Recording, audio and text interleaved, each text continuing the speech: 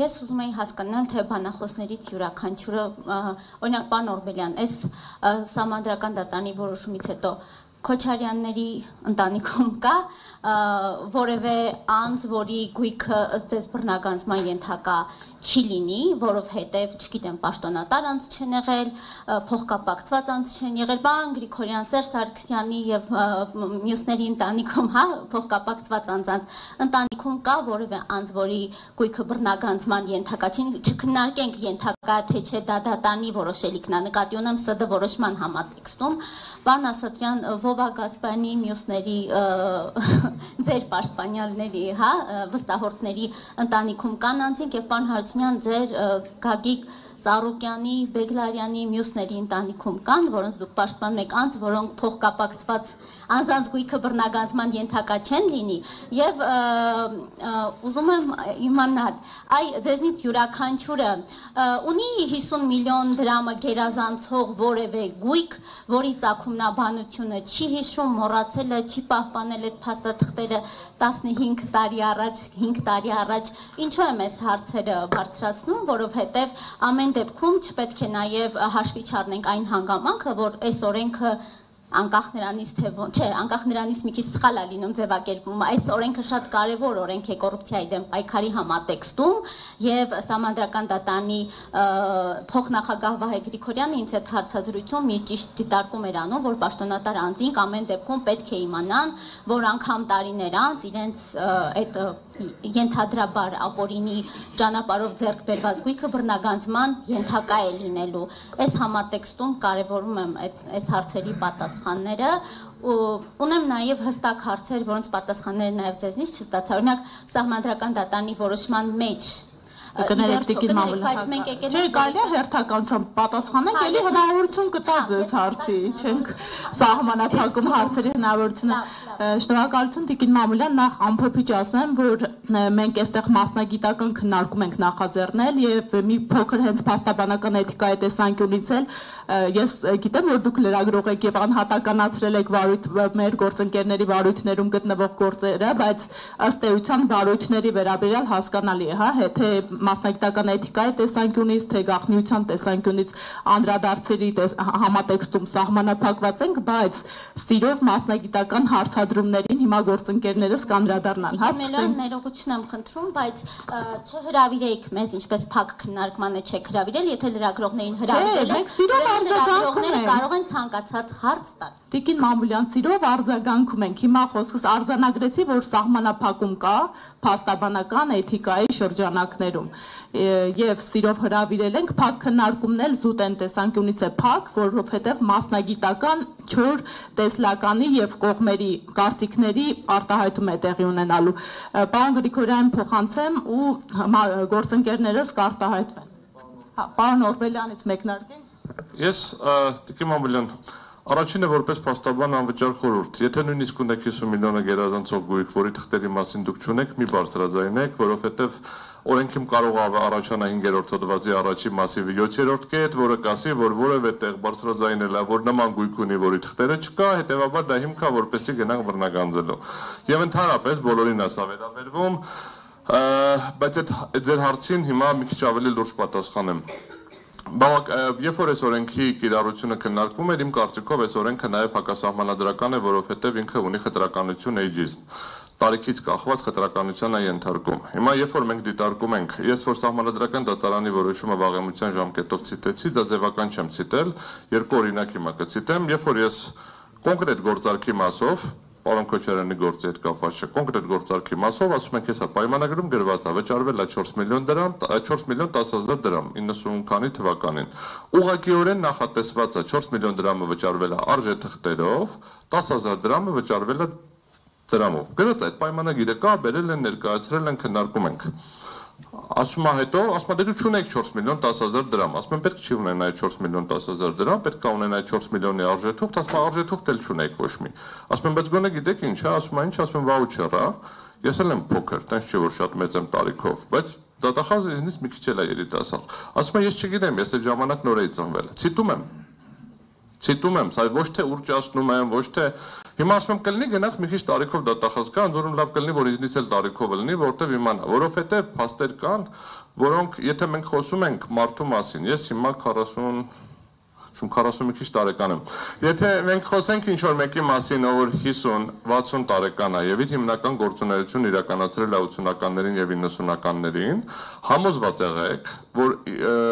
ուրեմն 80-ական 90-ականներին ձեռք բերված Հյուսիսային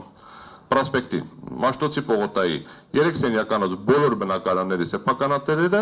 չունեն ապացույցներ, որ այս գույքը ձեռք են բերել օրինական փողերով։ Դուք համոզված եղեք, որ 90-ականներին ապրած բոլոր մարդիկ ինքնին պետքա մահացած լինեին դատախազության ստանդարտով։ Դե տենց է ստացվում, այսինքն ասում եմ դու օրեր ստացել ես այսքան, աշխատավարձ նվազագույն զամբողը հաշվում եմ պարտք ես մնացել։ Ուղղակիորեն պիտի մահացած լինեինք բոլորս։ Ակնհայտ է, չէ՞ որ օբյեկտիվ իրականության մեջ մահացած չենք, կենդանի ենք բոլորս։ Նշանակում է ինչ որ ձև ապրել ենք, կամ ազգը ամբողջությամբ ապօրինի է, կամ իրականում օրենքն է սխալ։ Ես ավելի հակված եմ երկրորդին։ Հիմա երբ որ վերադառնում ձեր կոնկրետ հարցին, ես գտնում եմ, որ Սահմանադրական դատարանի որոշումից անկախ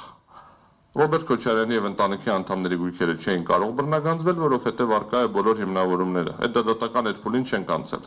Եվ ես գտնում եմ, որ անկախ նրանից, որ իր մոտ արկա է բոլոր հիմնավորումները, որևէ անձ ներառյալ Ռոբերտ Քոչարյանը եւ ընտանիքը պարտավոր չի դատական գործընթաց անցնի եւ ապացուցի իր կյանքի ընթացքում ձեռք բերված գույքի օրինականությունը կամ ապօրինությունը, եթե մենք չենք որոշում ընդունում ոչ թե ինչ-որ sense ընտրովի process իրականացնել, այլ ինչ-որ գործընթաց չի տեղի ունենում, ընդհանրական ամբողջ ազգի բոլոր մարդկանց առանց քրեական գործի, առանց ոչ մի բանի, ինչ-որ մի հատ օբյեկտիվ ստանդարտով պայմանական անունը դնեմ փաստաթղթավորում եք ուզում անունը դրեք, ուզում եք ամնիստիա դրեք, ուզում եք օրինականացում դրեք, ինչ ուզում եք դրեք, այսինքն մի հատ process, որը բավականին խնդրահարույց է, բոլոր երկրները ով որ դա արել են, ունեցել են կորուստներ, ոչ թե աճ։ Բոլոր քաղաքացիները, ովքեր ակնկալել են, որ այս գործընթացի արդյունքում իրենց բարեկեցությունը պետք է լավանա, իրականում վատացել է։ Այդ բոլոր մարդիկ էլի լավ են մնացել, մնացածինը վատացել է։ Դրա համար ես վերադառնալով հարցին, հա, ես բոլոր գործերով, այդ թվում նաև երկրորդ նախագահի գործով, բայց բնացած բոլոր գործերով միջնորդելու են, որ ըստ էության մերժվի, հա, այցադիմումները, հիմա դե ձևակերպումները, որը կլինի կքննարկենք, կհամաձայնեցնենք, բայց չի կարող այս վարույթները շարունակվել։ Սա զուտ որպես մոտեցում, բայց ես նորից վերադառնալով ոչ մեկին չասեք 50 միլիոնից ավել ձեր գույքի մասին։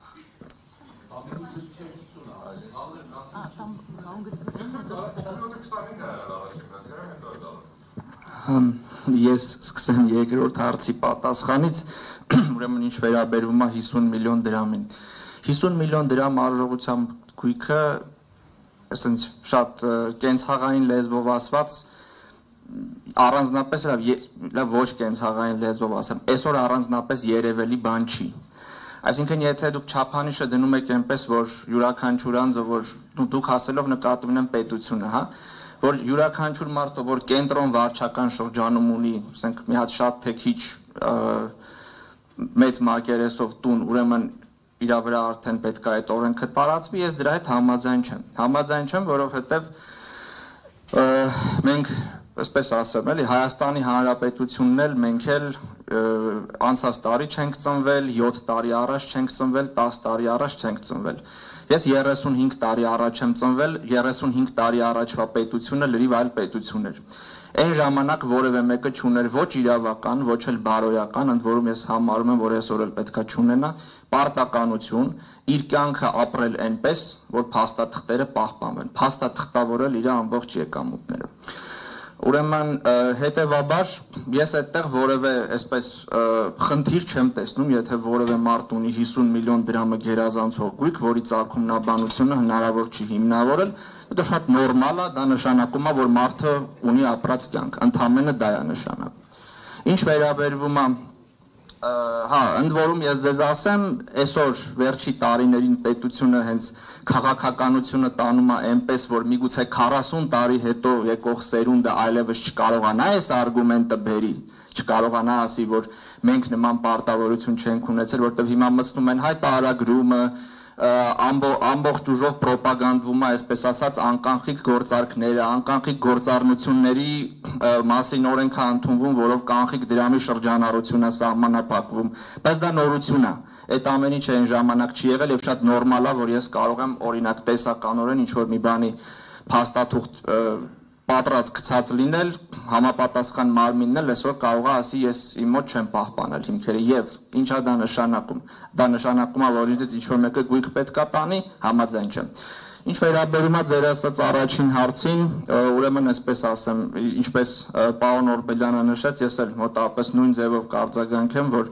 նախ անկախ սահմանադրական դատարանի որոշումից պարոն Սարգսյանի ընտանիքի դեմ ներկայացված հայցը ենթակա է մերժման, քանի որ մենք բոլոր անհրաժեշտ ապացույցները ներկայացրել ենք, ուղղակի գործի քննությունը դռնփակության կարգով է իրականացվում եւ հանրության մասնակցությունը սահմանափակված է, բոլոր անհրաժեշտ ապացույցները այն ողջամիտ ծավալով, որը որ թե սահմանադրական դատարանի որոշման, թե առանց այդ որոշման տեսանկյունից կարող էր անհրաժեշտ լինել, որպեսզի ամեն ինչի օրինականությունը հիմնավորեր, այդ ամեն ինչը վաղուց ներկայացված է։ Ինչ վերաբերում է սահմանադրական դատարանի որոշումից հետո ստեղծված իրավիճակին, այո, ես գտնում եմ, որ այդ գործը հայցը ենթակա է մերժման ակնհայտ անհիմն լինելու հիմքով, որովհետև մեղադրանքը, որի հիմքով հարուցվել է վարույթը, որևէ կապ չունի այն գույքերի հետ, որոնք նշված են հայցում, եւ երկրորդ, եթե նույնիսկ կապ ունենար, հայցի հիմքում վկայակոչված չի որևէ կապ ենթադրյալ հանցանքի եւ պահանջվող գույքերի միջև։ Եվ պարոն Օրբելյանի հետ համաձայն եմ, դատախազությունը միջև էս պահը միշտ շատ sense կոշտ տարել այն տեսակետը, որ մենք չենք կապում հանցանքի հետ, որովհետև պարտավոր չենք կապել։ Հիմա եթե կգա ինչ-որ մեկը կասի, որ չէ, փաստորեն կապում ենք, այդ արդեն շատ լուրջ խնդիրներ կարող է առաջացնի քաղաքացիական դատավարության օրենսգրքի տեսանկյունից, որովհետև եթե մի գործ դատաքննության փուլում է, դու չես կարող ամբողջ նախնական նիստերի ընթացքում չկապել, չնշել, դատաքննության ընթացքում գաս ասես, ես արդեն սա ասում եմ։ Իսկ եթե սահմանադրական դատարանը դիրքորոշում է։ Այո, որովհետև սահմանադրական դատարանի դիրքորոշումը ոչ թե նշանակում է, որ փոխվել է օրենք, այլ նշանակում է, որ գոյություն ուներ օրենքի միակ իրավաչափ կիրառման մեկ տրամաբանություն, որը ի սկզբանե պետք է ճիշտ կիրառվեր, որդեգրվեր եւ դատախազության եւ դատարանների կողմից, բայց այդպես չի արվել։ Դա արդեն դատախազության խնդիրն է, որ դատախազությունը ի սկզբանե չի ղեկավարվել այն կանոնով, որը այսօր ասել է սահմանադրական դատարանը։ Շնորհակալություն հարցի համար, Տիկին Մամուլյան։ Առաջի ոնց որ մասով ընդհանրական ներկայացնեմ, որ իմ ընկալմամբ չկա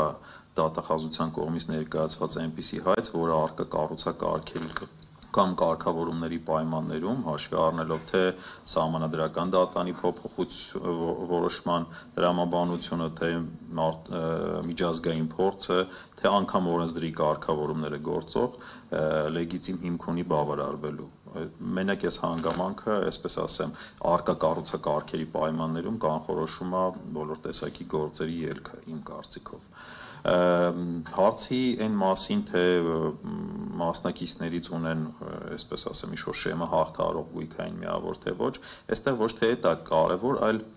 հարցը երբ ուրիշ մեթոդաբանությամբ պետք է հնչեցվեր,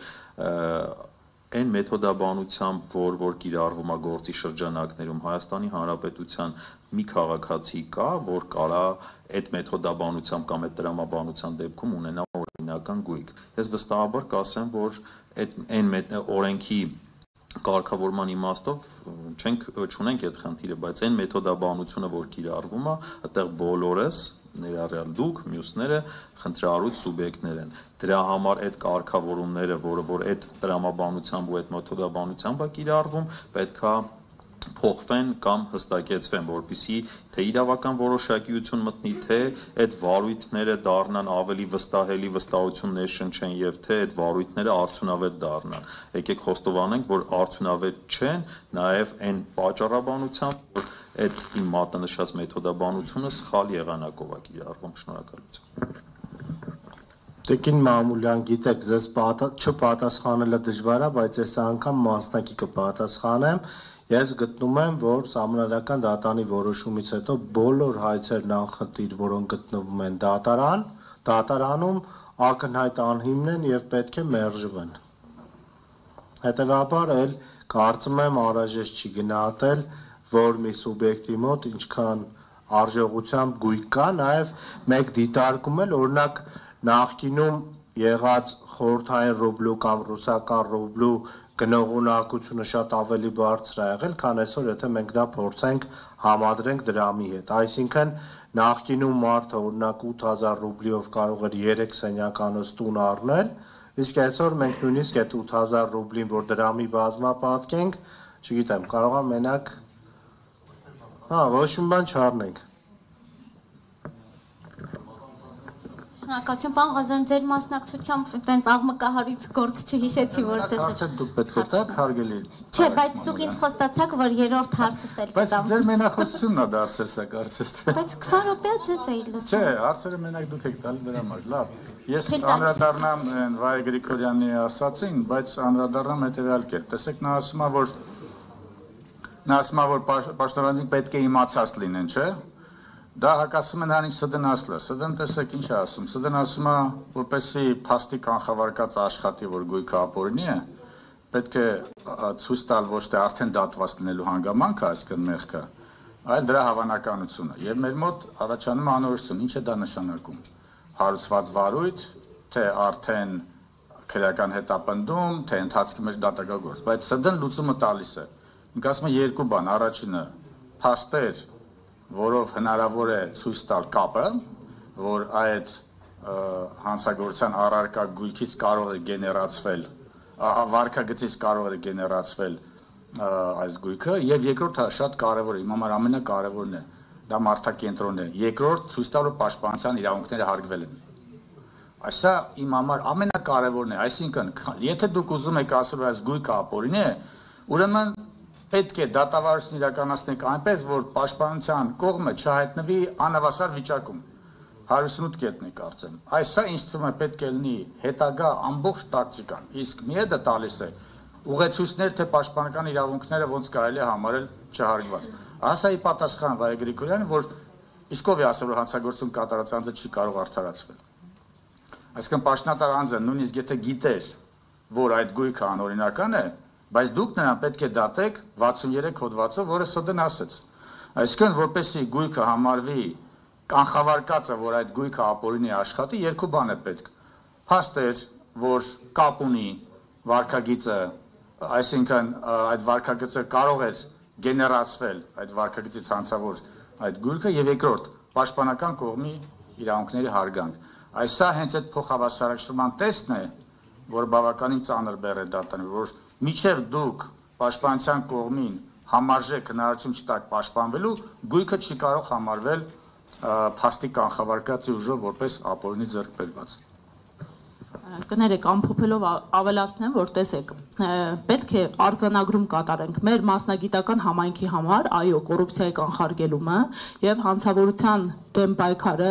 առաջատար պետության համար իրականացման գործիքակազմերից են եւ լիովին կիսում ենք այդ գործիքակազմերի ներդրումը մեր իրավական համակարգում։ Խնդիրը նրանում է կանում, որ պետք է հրաժարվենք աջ ձեռքով ձախ ականջը քորելու քաղաքականությունից եւ եթե ներ ենք դնում իրավական ինստիտուտներ, այդ ինստիտուտները տեղավորվեն իրավական որոշակիության շրջանակներում, եթե խոսքը գնում է իրավական պետության մասին, որտեղ մարդը հռչակված է որպես բարձրագույն արժեք եւ հանրային իշխանությունները կաշկանդված են մարդու իրավունքներով ու ազատություններով։ Այս պարագայում մեր երկրումներ է դրվել մի օրենք, որը չունի գործիքակազմ եւ զուտ հայեցողական միտումներով գալիս է եւ հայցվոր կողմը մեղադրանքներ է ներկայացնում։ Իդեպ պաշտպանության կողմը այս պարագայում անհավասար, էականորեն անհավասար ու անշնորհակալ կարգավիճակում է հայտնվում։